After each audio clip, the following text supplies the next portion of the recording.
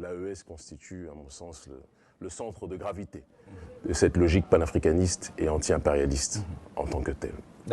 Je ne peux, si vous le permettez, cher aîné, commencer mon propos sans rendre hommage à ceux sans qui je ne serais pas présent ici, en l'occurrence le général Tiani, chef de l'État, dirigeant, président du CNSP, et les augustes membres du CNSP, qui, comprenant et ayant une acuité profonde en ce qui concerne la logique d'analyser les différents événements géopolitiques et géostratégiques, ont compris que la dernière dérive du système néocolonial, qui visait à tout faire pour faire taire les voix panafricanistes qui s'opposaient à son implantation sur notre continent, consistait à tout faire pour tenter d'annihiler notre combat, de nous limiter dans nos déplacements et de tout faire pour nous censurer.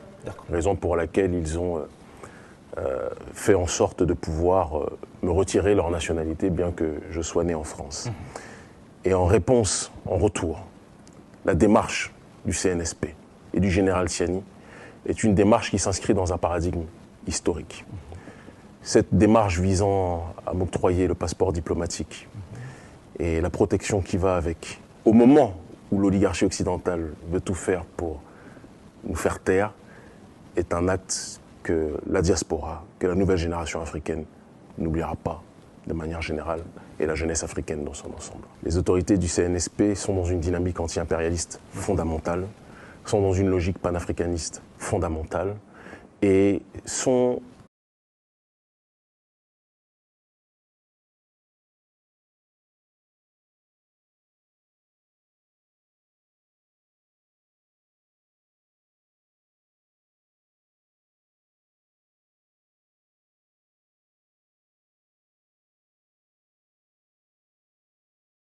une logique panafricaniste fondamentale et sont, à mon sens, dans une sorte de continuum de ce qui s'est fait dans l'histoire panafricaniste récente. J'en veux pour exemple, lorsque l'activiste panafricaniste Stokely Carmichael, devenu par la suite Kwame Touré, a été pourchassé, il était considéré comme l'un des leaders les plus noirs, les plus dangereux aux États-Unis et dans la diaspora africaine.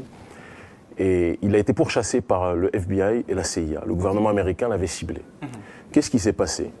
Il a été invité par les autorités ghanéennes, Kwame Nkrumah, et guinéennes, Sékou Touré. Et c'est d'ailleurs la raison pour laquelle Stokely Carmichael a pris le nom de Kwame pour Kwame Nkrumah et Touré pour Sékou Touré.